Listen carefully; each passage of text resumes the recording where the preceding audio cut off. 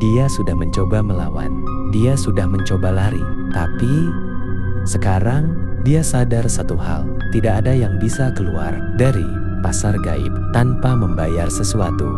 Barang yang dia ambil bukan sekadar barang, melainkan sebuah perjanjian.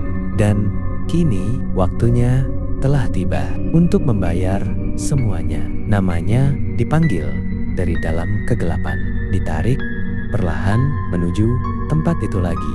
Dan kali ini bukan dia yang mencari pasar gaib, melainkan pasar gaib yang datang menjemputnya. Sebelum kamu menyaksikan bagian paling mencekam dari cerita ini, jangan lupa subscribe channel SHIECO Stories. Karena setelah ini, cerita akan berubah menjadi sesuatu yang tidak pernah kamu bayangkan sebelumnya. Subscribe sekarang, atau kamu akan melewatkan kebenaran mengerikan di balik pasar gaib. Langkah Raka terhenti. Pasar gaib kembali terbentang di hadapannya. Namun, kali ini tidak ada suara tawar-menawar. Tidak ada hiruk-pikuk. Semua sunyi.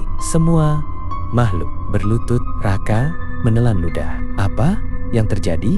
Matanya menyapu seluruh pasar. Makhluk-makhluk yang dulu mengejarnya kini menunduk, tidak berani menatapnya.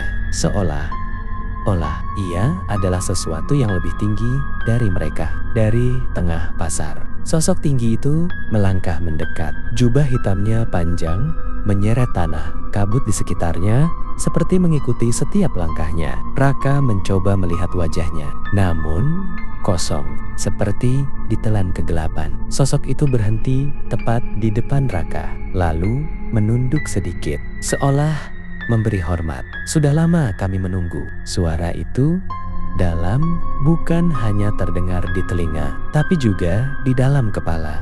Raka mundur selangkah. Siapa kamu? Sosok itu perlahan mengangkat tangannya, menunjuk dada Raka. Aku adalah bagian dari dirimu yang kau lupakan. Raka membeku. Apa? Dan kau adalah bagian dari diriku yang terpisah. Tiba-tiba kepala Raka terasa sakit, sangat sakit. Bayangan-bayangan muncul. Pasar ini, tapi lebih tua. Dirinya berdiri di tengah pasar. Makhluk-makhluk tunduk, sama seperti sekarang. Raka menjerit, "Berhenti!" Namun bayangan itu terus datang. "Aku pernah di sini," gumam Raka. Sosok berjubah itu mengangguk. "Kau bukan pengunjung, lalu kau adalah pemiliknya." Raka langsung menggeleng keras. "Tidak, aku manusia. Aku tinggal di desa." Sosok itu mendekat, sangat dekat. "Itu hanyalah kehidupan yang kau pinjam." Raka terdiam, napasnya tidak beraturan. "Kenapa aku tidak ingat?" Sosok itu menjawab pelan, "Karena kau sendiri yang menukarnya." Raka membeku. Menukar dengan kehidupan sebagai manusia. Raka teringat transaksi pertama, kenangan ibunya, tanda hitam. Semua mulai terhubung. "Dulu," lanjut sosok itu, "kau bosan menjadi penguasa pasar ini. Kau ingin merasakan hidup sebagai manusia." Raka menatapnya dengan ketakutan yang dalam. "Jadi, aku menukar seluruh ingatanmu dan sebagian kekuatanmu dengan kehidupan biasa." Raka mundur perlahan. "Kalau itu benar, kenapa aku kembali ke sini?" Sosok itu menjawab tanpa ragu, "Karena waktunya sudah habis." Raka membeku. "Maksudnya, kontrakmu telah selesai." Sosok itu mengangkat tangannya.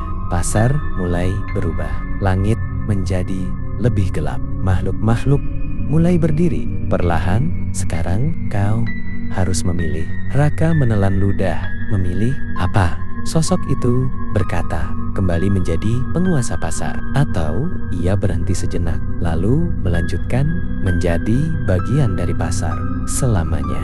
Raka gemetar. "Apa bedanya?" Sosok itu mendekat dan berbisik, "Penguasa mengendalikan yang lain dikendalikan." Tiba-tiba suara lain terdengar samar, seperti dari kejauhan.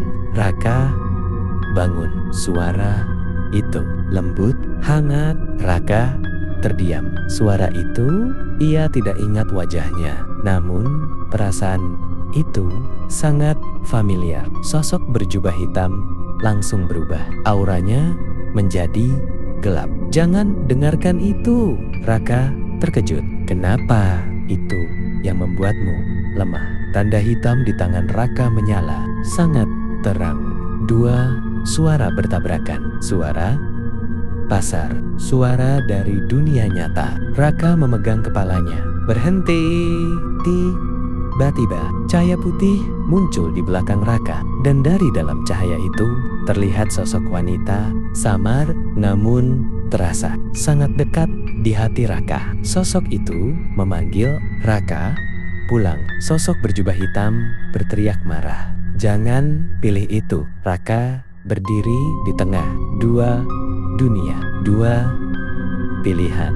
Dan untuk pertama kalinya ia harus memilih menjadi manusia atau kembali menjadi sesuatu yang jauh lebih gelap. Lanjut ke episode 6. Di episode berikutnya, siapa sosok wanita itu sebenarnya? Apakah Raka benar-benar pemilik pasar gaib dan pilihan mana yang akan ia ambil?